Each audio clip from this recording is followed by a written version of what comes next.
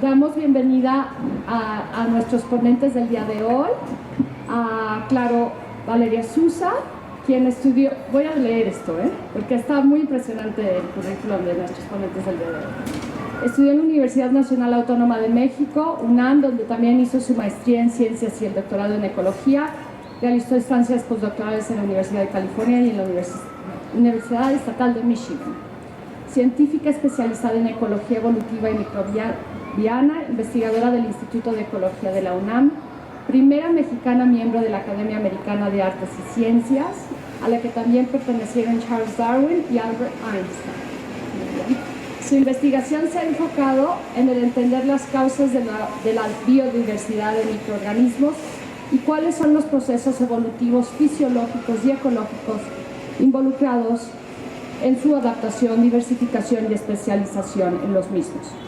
En 1999 participó en un proyecto de la NASA que tiene como objetivo el estudio de comunidades bacterianas de Cuatro Ciénegas, que es lo que nos convoca el día de hoy, me parece. El Valle, que es el lugar donde se filmó la película de Pablo Vargas Lugo, Actos de Dios, en Coahuila, México. Esta decisión marcó el inicio de la importante línea de investigación sobre la biodiversidad y la conservación que lleva a cabo desde entonces. Gracias a su trabajo ha logrado que las Galápagos mexicana, como se le conoce a la zona, sea un lugar mejor, uno de los lugares mejor caracterizados de México, y también creo que vamos a entender los sistemas de protección que se han podido implementar o no en relación a este sitio. Luis Enrique Eguiarte es biólogo y doctor en ecología por el Centro de Ecología de la UNAM, investigador titular C en el Departamento de Ecología Evolutiva del Instituto de Ecología de la UNAM. Es miembro fundador de la Sociedad Científica Mexicana de Ecología, donde actualmente funge como vicepresidente, y a partir de 1990 ha sido miembro del Sistema Nacional de Investigadores y es nivel 3 desde el 2006.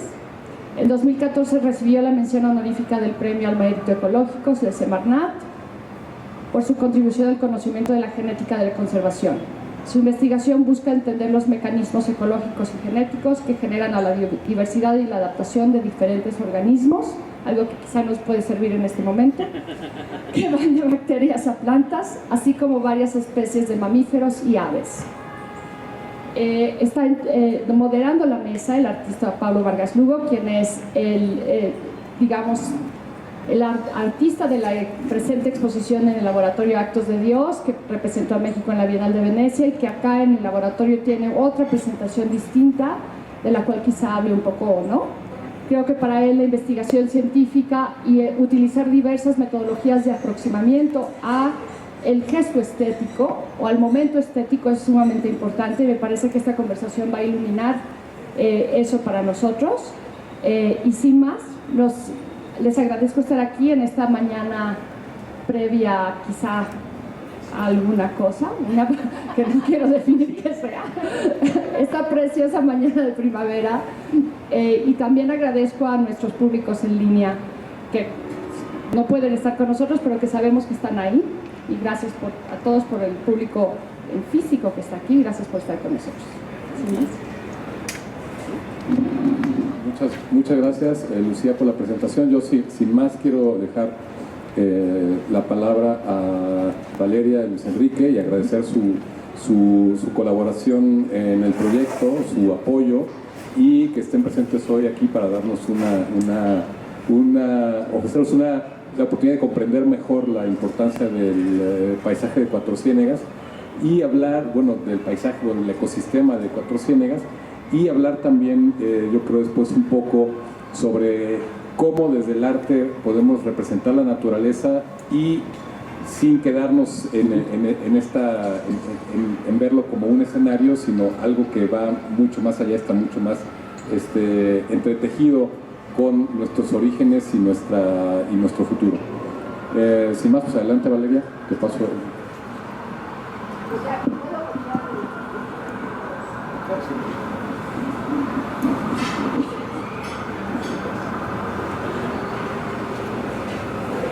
Bueno, entonces lo que les vamos a platicar Valeria y yo, muchas cosas son muy técnicas, pero como somos poquitos, interrúmpanos, o si no, hagan cara de what, y trataremos de explicarles.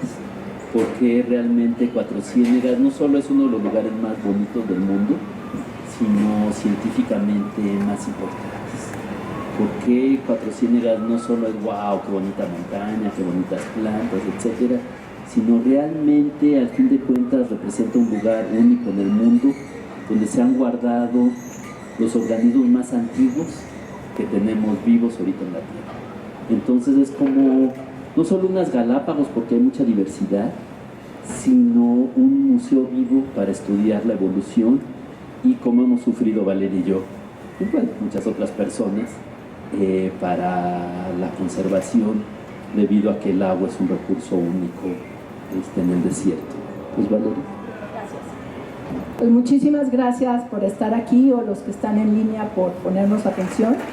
Cuatro Ciénegas, como dijo Luis, es un lugar bellísimo, pero es mucho más que un escenario donde ocurre, por ejemplo, la obra de arte de aquí nuestro amigo Vargas Lugo, que pueden ver allá atrás.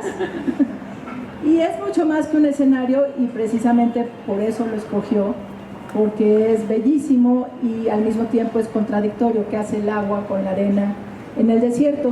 Y si lo vemos desde otra perspectiva, es decir, si nos subimos a la montaña y vemos esas dunas desde arriba y el agua que aquí ya no se ve porque ya se fue, esa montaña que vemos aquí, no sé si la ven bien, es realmente como un arca de Noé.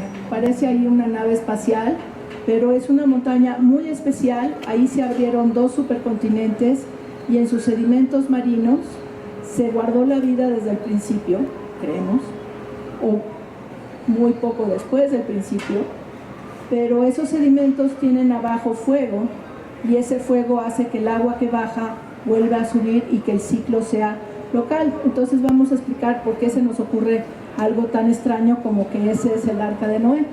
Entonces es para regresar un poco a las referencias bíblicas que hay en esta exposición de Jorge y Pablo, perdón. No, nunca he sido amiga de los nombres. Entonces, ¿cómo sé algo tan raro como que este es el arca de Noé? Bueno, por ejemplo, si vemos los virus que hay de un lado y otro de la montaña, este es un sistema que está del lado oeste de la montaña, y este está del lado oeste de la montaña, y este está cerca de este. Cada uno es diferente. Cada sitio que tomamos una muestra, le sacamos el ADN, lo secuenciamos y buscamos los virus, encontramos que son súper diversos, pero además esta diversidad no está nada asociada a la crisis del virus que tenemos ahorita, del coronavirus, sino son virus muy antiguos, virus marinos que se quedaron ahí persiguiendo a bacterias, sobre todo, además de a los peces y a los caracoles. Entonces, estos virus en general están buscando bacterias a quien matar. Eso lo han hecho desde el principio de la vida y son la razón importante de la diversidad, porque están constantemente persiguiendo a los organismos, y los organismos tienen que evolucionar para escaparse de estos depredadores ferocísimos. Y este es un lugar que ya no existe, que se llama Churince, tristemente ya se murió, y esto que ven aquí como un diagrama que parece flor, en realidad es lo que se llama un árbol filogenético, que es las relaciones de parentesco entre diferentes organismos.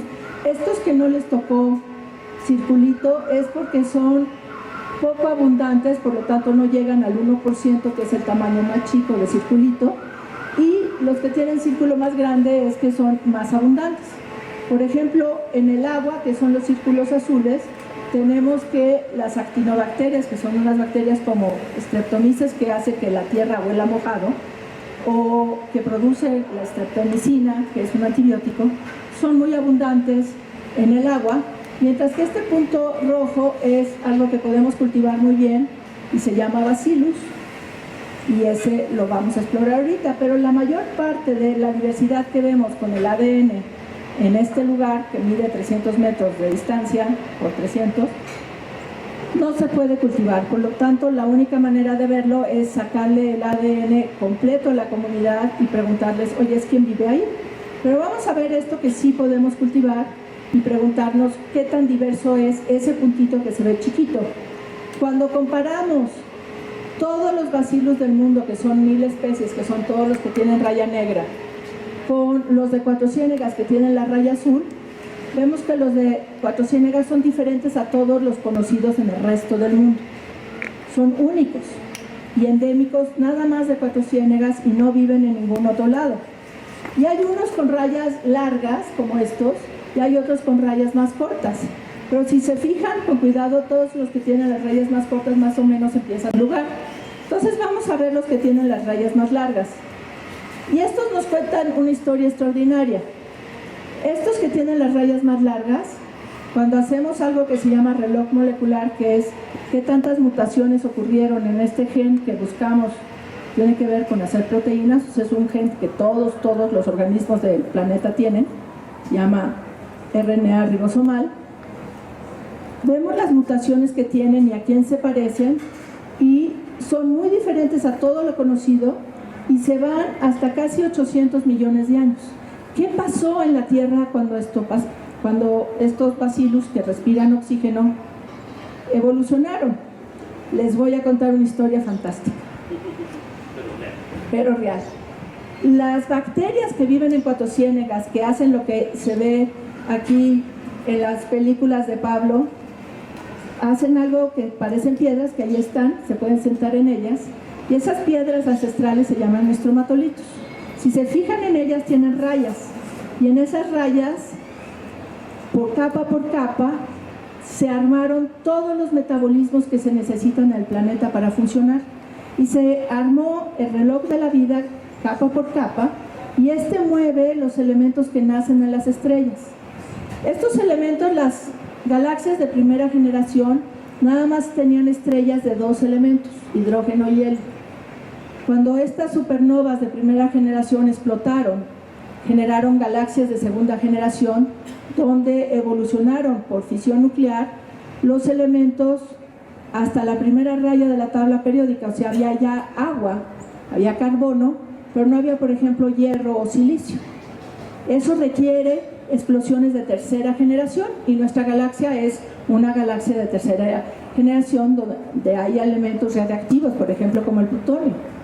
Si no, no estarían ahí los elementos que nos conforman. Entonces, la vida se generó en una galaxia de tercera generación con una gran variedad de elementos, pero el agua es la molécula más abundante del universo y está pegada al polvo de estrellas de todas las generaciones. Sin embargo, hay muy pocos planetas que tienen agua líquida.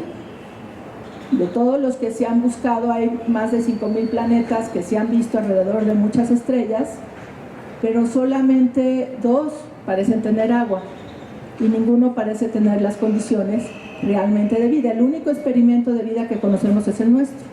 Y este experimento de vida lo crearon las bacterias. Las bacterias empezaron a comer los elementos que conforman la vida desde el principio. La primera evidencia de vida que tenemos está en un pedazo de grafito, que es con lo que escribimos en un lápiz, que está enriquecido con carbonos chiquitos, isótopos chiquitos del carbono, en un diamante de circonio, en una roca de hace 4.1 mil millones de años.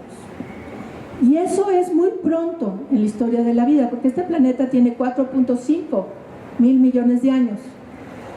Y este planeta se formó hace 4.5 mil millones de años por una colisión interestelar de 2 planetoides, Terra, que era rica en metales, y Tea, que era rica en carbono y agua.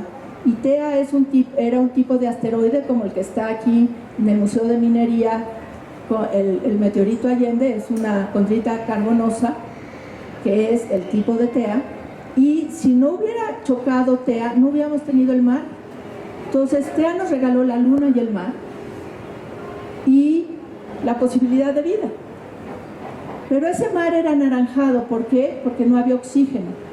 El mundo era anaranjado hasta este momento donde tenemos estos vacíos. Entonces, ¿qué pasó? ¿Cómo pasamos de un mar anaranjado a un mar azul?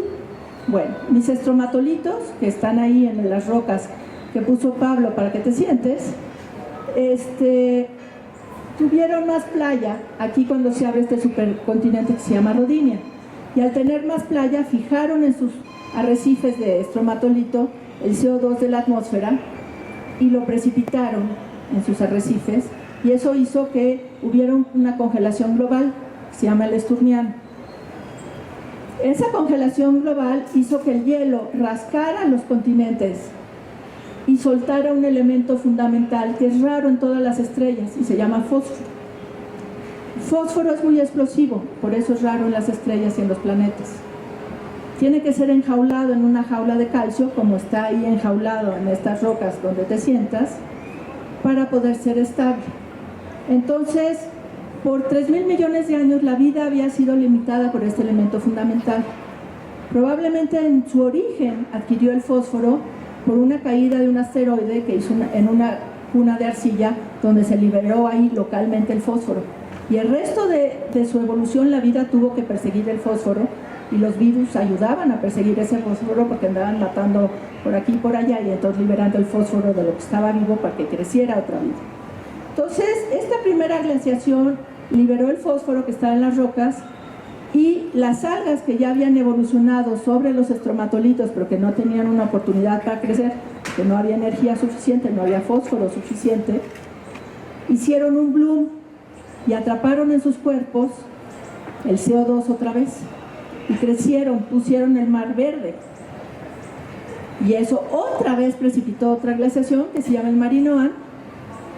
Y entonces otra vez los hielos rascaron las rocas y otra vez liberaron el fósforo, y entonces la segunda oportunidad, ese fósforo fue usado por los primeros animales.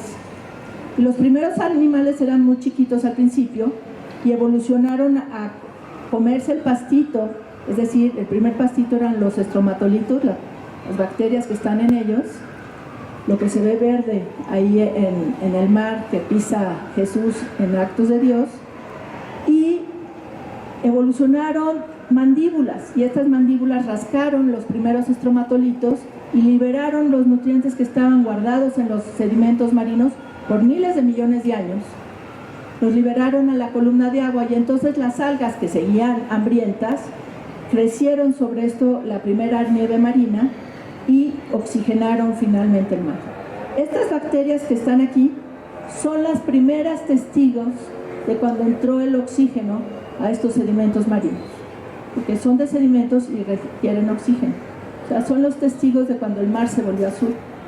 Es el único lugar que guardó estos testigos cuando el mar se volvió azul. No hay otro sitio que guardó algo tan antiguo, porque guardaron la montaña que está en el centro de la mariposa cuatro ciénegas, guardó estos sedimentos con las condiciones de minerales y de nutrientes para estas bacterias ancestrales.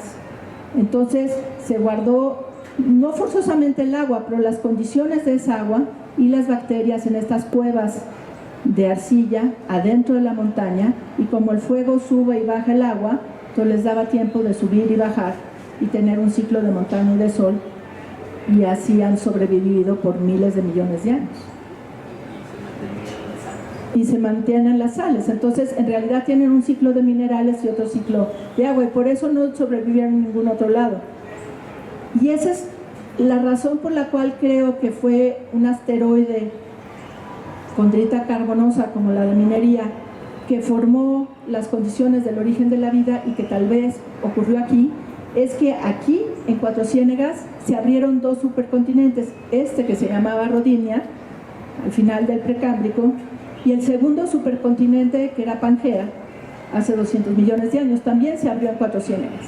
¿Por qué en este sitio, y nada más en este sitio, se abren dos supercontinentes que cambian la historia de la vida en el planeta? Esa es una pregunta muy importante.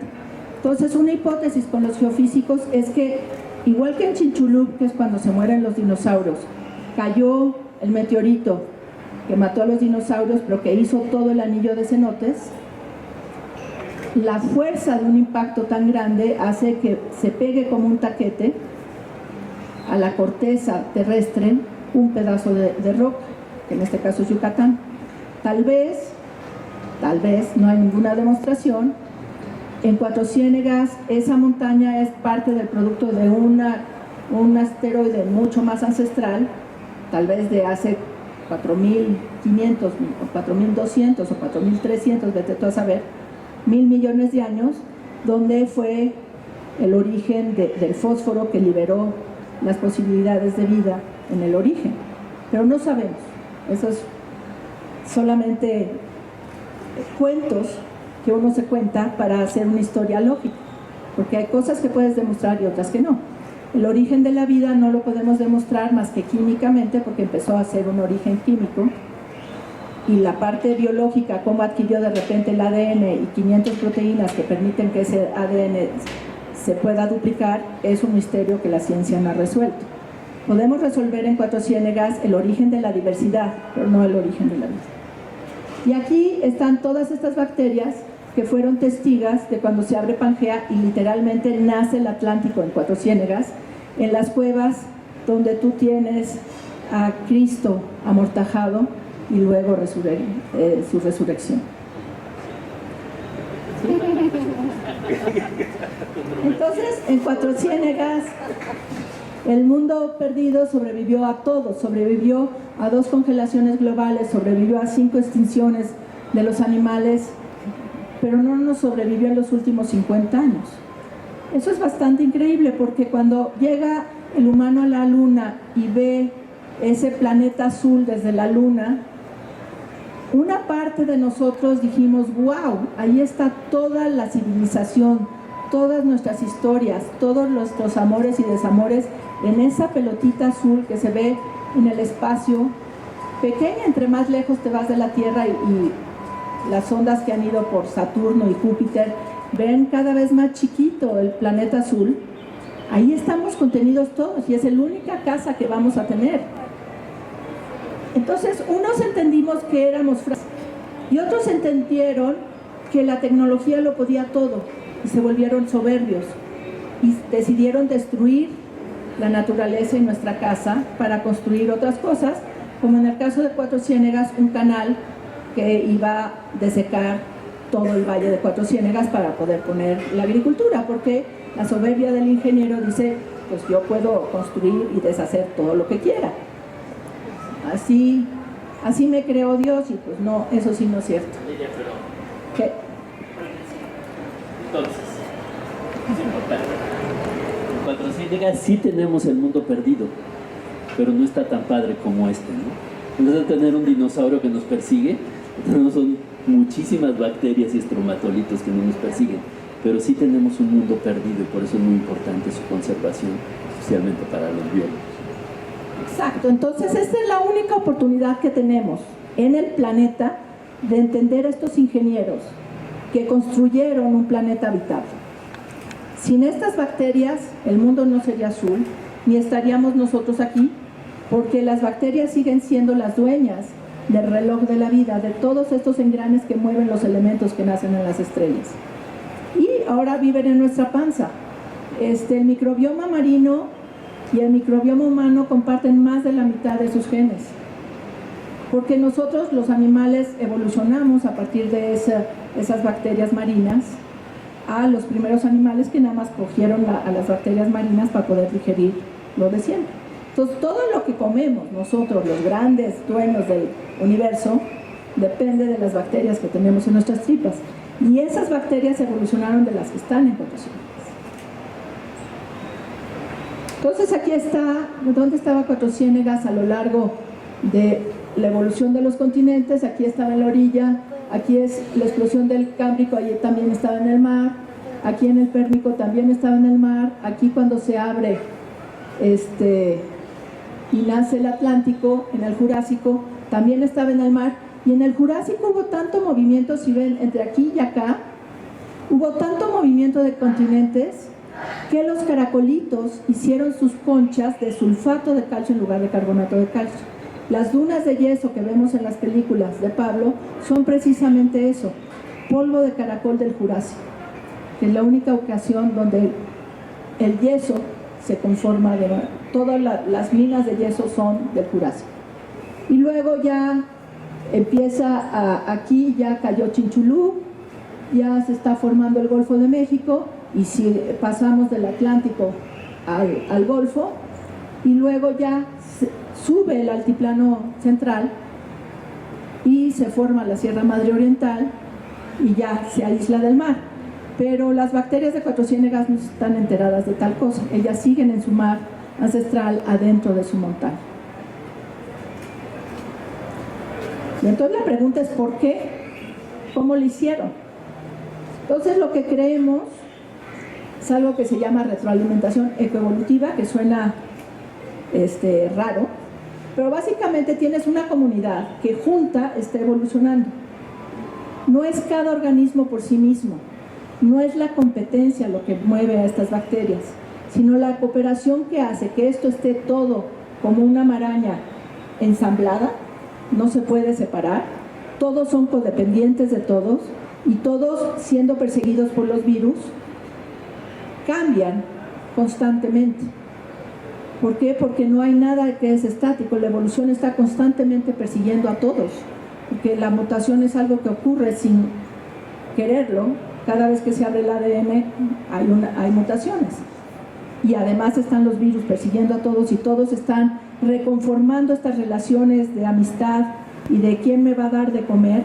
Todos codependen de todos y todos evolucionan juntos y por eso han sobrevivido juntos como comunidades y por eso Cuatro Ciénegas es el lugar más diverso del mundo, porque sus comunidades han coevolucionado juntas de manera local. Cada pedazo de estromatolito que aislamos el DNA, cada pedazo de sedimento que aislamos el DNA es único y irrepetible porque esto está constantemente moviéndose.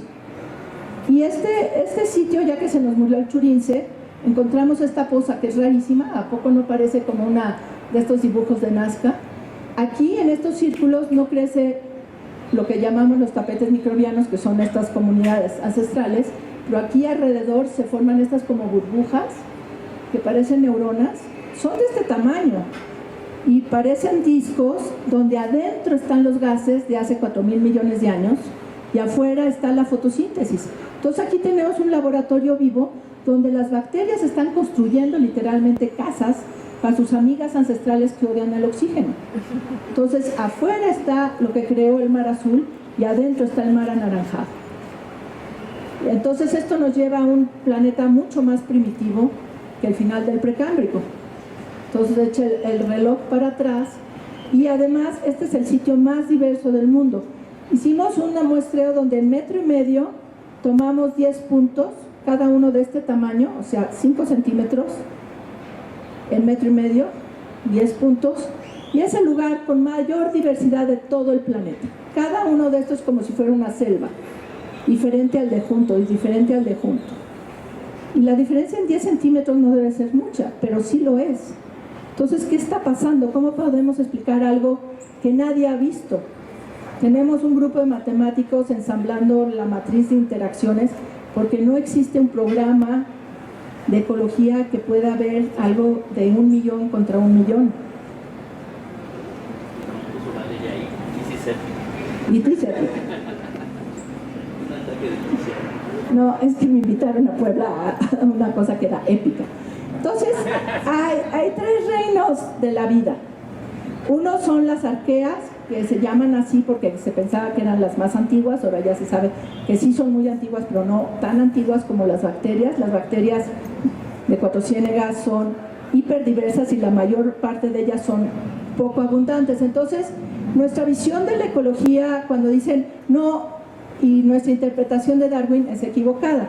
Que Darwin dijo que el que comía mejor iba a tener más hijos y esos iban a heredar esas características a la siguiente generación, y esa es la selección natural. Pero Darwin lo vio desde el punto de vista de un imperialista del siglo XIX. Entonces no podía verlo de otra manera, porque como interpretamos la ciencia es como vivimos. Sin embargo, Kropotkin, que era un príncipe antes de la Revolución Rusa, agarró su origen de las especies y se fue a Siberia, después de pelearse mucho con su papá, y a él esperaba ver la competencia extrema en Siberia, y lo que vio fue la cooperación, y escribió un libro de la evolución por la ayuda mutua, y es el inicio del anarquismo. Las bacterias de Cuatro Ciénegas están totalmente siguiendo ese manual de Kropotkin, donde la selección natural favorece la cooperación cuando no hay nutrientes. Y todas estas que están aquí, que no alcanzaron raya, son cientos de miles de cosas que no son abundantes, pero son importantes. Y estas son las arqueas, que siempre están las mismas, y estos son los hongos, y los hongos y las arqueas parecen estar cooperando. ¿Y cómo sé eso? Cuando los pongo juntos en una matriz que se llama de copresencia o coausencia, cuando siempre estás junto a algo es porque lo necesitas. Y cuando nunca se encuentran juntos es que se odian. ¿Estamos de acuerdo?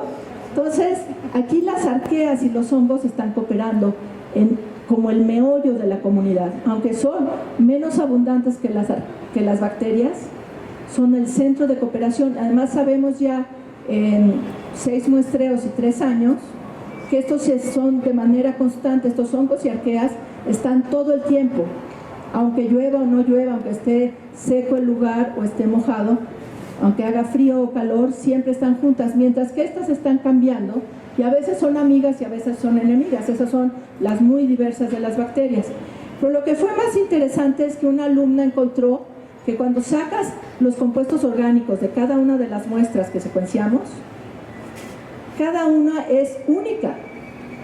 En 1,5 metros de distancia, cada una está produciendo diferentes compuestos orgánicos y esta figura no se parece a esta.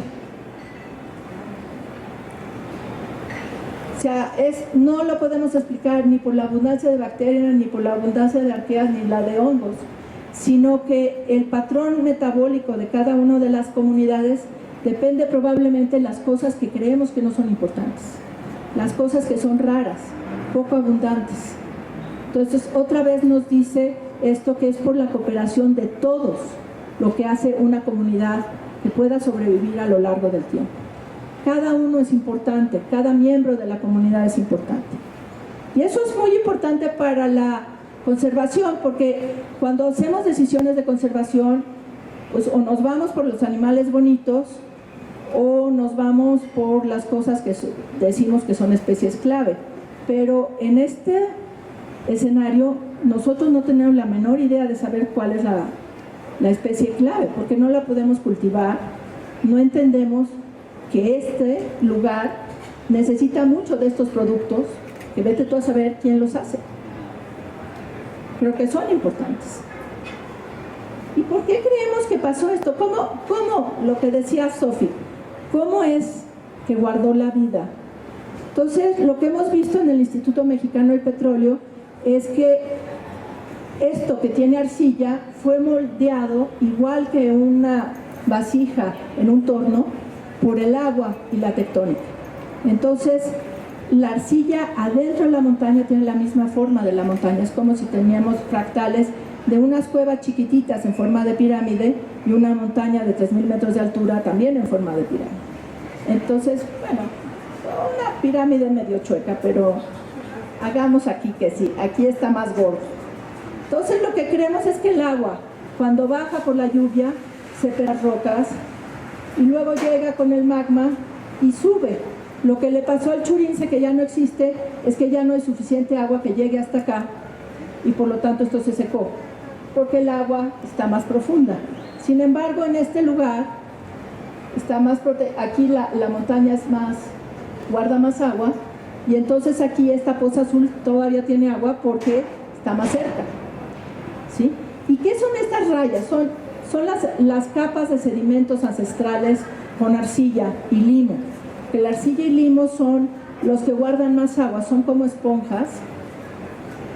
Y aquí, en esta poza especial que tiene más arcilla y limo, yo creo que cuando hay agua, hay lo que se llaman vasos comunicantes, o sea, el agua sube y baja entre los dos, hay una comunicación capilar entre los caminos del agua, y aquí entonces tenemos que cuando llueve en estos domos es la diversidad más alta conocida, y cuando están secos son menos diversos porque esta comunicación para cuando no está recargándose la humedad. Y entonces esto es muy importante para la conservación, porque si el humedal está seco, va a dejar de tener esta conversación de la vida dentro de la montaña y la vida que sale a la superficie por el calor del mar. Y si para esta conversación, pues nosotros no somos testigos de lo que hay aquí adentro, Ahora, yo creo que las bacterias de Cuatro Ciénegas van a sobrevivir a nuestra extinción como humanos, que estamos haciendo un gran esfuerzo, compañeros. Y ya que nos vayamos y dejemos de molestar, va a regresar el agua y entonces ellas regresarán a su ciclo de sol y de montaña. Pero mientras tanto estamos esforzándonos en que nada más tenga un ciclo de montaña. Y este ciclo de montaña ocurre, por ejemplo, yo creo que hubo vida en Marte y sigue habiendo vida en Marte, y esta vida es microbiana y está dentro de las rocas, está abajo, igual que en Cuatro Ciénegas. ¿Por qué pienso eso? Porque hay muchas evidencias de los gases que hay en Marte, suben, el metano y el azufre suben en primavera-verano y bajan en invierno. O sea, de alguna manera Marte está respirando. Y además sabemos que hay isótopos ligeros en estos gases, o sea, igual que el isótopo ligero que se encontró en el pedazo de grafito, en el diamante de circonio, que nos indica que la vida ya estaba masticando carbono y prefiriendo a los chicos que a los grandes, lo mismo pasa en Marte. Entonces, somos planetas hermanos, nada más que el planetoide que le iba a caer a Marte chocó con otra cosa y acabó con un cinturón de meteoritos. Y eso se debió a que Júpiter y Saturno cambiaron de lugar. O sea, eventos cósmicos, ¿qué le vamos a hacer? Marte es nuestro hermano desafortunado que no pudo guardar su mar. No era su culpa. No era su culpa. Entonces Marte le pasó lo mismo que al Churince. El agua se fue, está entre las piedras. Pero en el caso del Churince lo perdimos por estupidez humana, no porque sea una anormalidad planetaria. Y esta estupidez humana se debe a que en los 70 nos creíamos muy machuchones, hicieron una serie de canales para drenar el humedal y los hicieron de una manera tan eficiente que el lugar no puede más. Cuatro Ciénegas lleva 50 años de depredación de esa agua. Aquí pueden ver la alfalfa maldita, la alfalfa maldita, la alfalfa maldita. Y ahora la alfalfa que están vendiendo los ejidatarios de Cuatro Ciénegas vale 2 pesos el kilo y requiere 10,000 litros de agua. Ustedes díganme si hay una lógica en ese asunto, porque si no hay agua no hay vida. El hilo conductor de toda la vida es el agua, es sagrada, debería de ser sagrada. Entonces, la pregunta clave es, ¿y qué vamos a hacer, Houston? Entonces, solución número 1, vamos aquí a la iglesia de San Judas Tadeo, le ponemos muchas veladoras y pues esperamos un milagro. Es casi como ir con San Judas Tadeo, es ir al gobierno de la 4T o los gobiernos anteriores y pedir el milagro equivalente, que sean conscientes y que realicen alguna acción al respecto. Sigo esperando cualquiera de esos 2 milagros. Son los maestros. Esto es mucho más probable. Los maestros que hagan una diferencia en la sociedad y que estos maestros concienticen a los niños. Y estos niños son la solución aún más probable, porque estos niños llevamos trabajando con ellos 12 años, tienen un laboratorio de biología molecular, están haciendo descubrimientos de nuevos bioprocesos y de nuevas especies, y estos niños están enseñándole a otros niños cómo descubrir los secretos de la vida a través de las herramientas moleculares, y ya adquirieron la conciencia y están cultivando de otra manera. Y este maldito canal, que se llama Saca Salada, es el que está drenando el 90% del agua del humedal todos los días.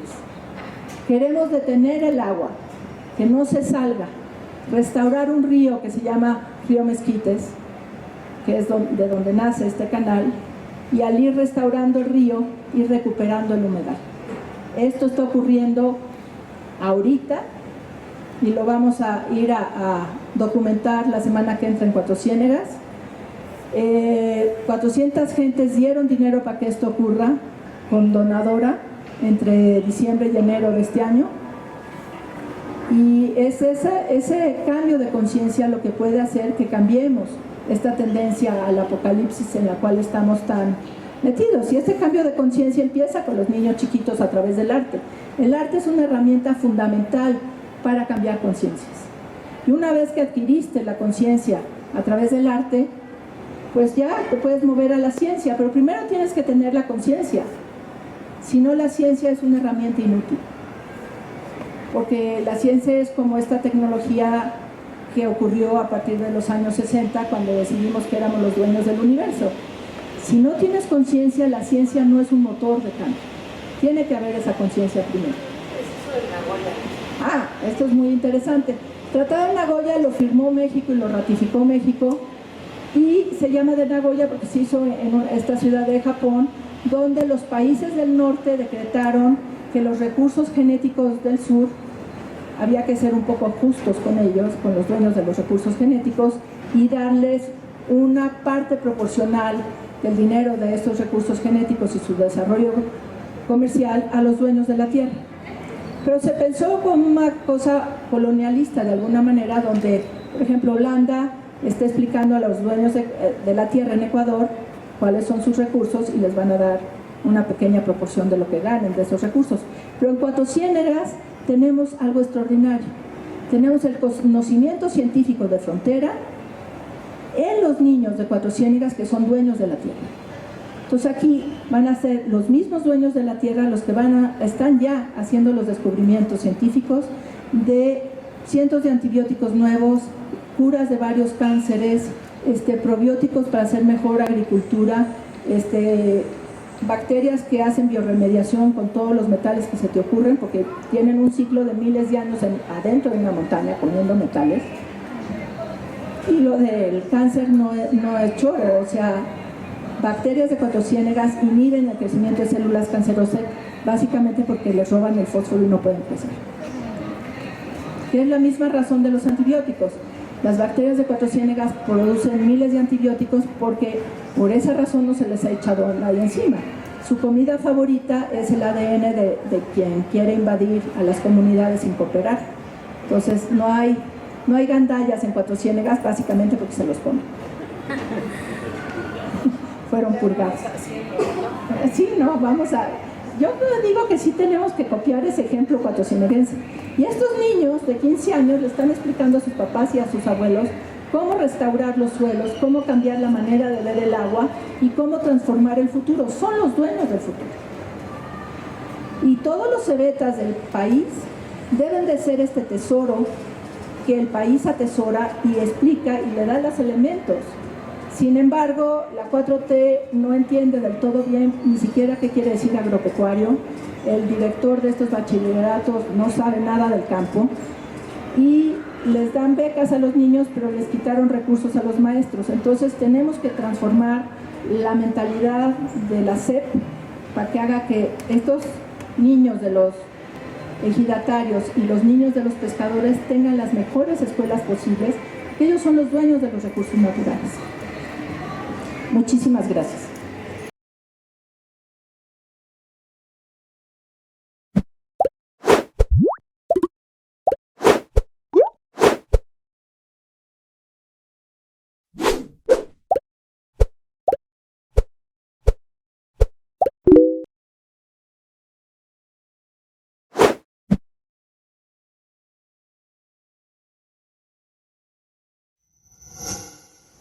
Gobierno de México.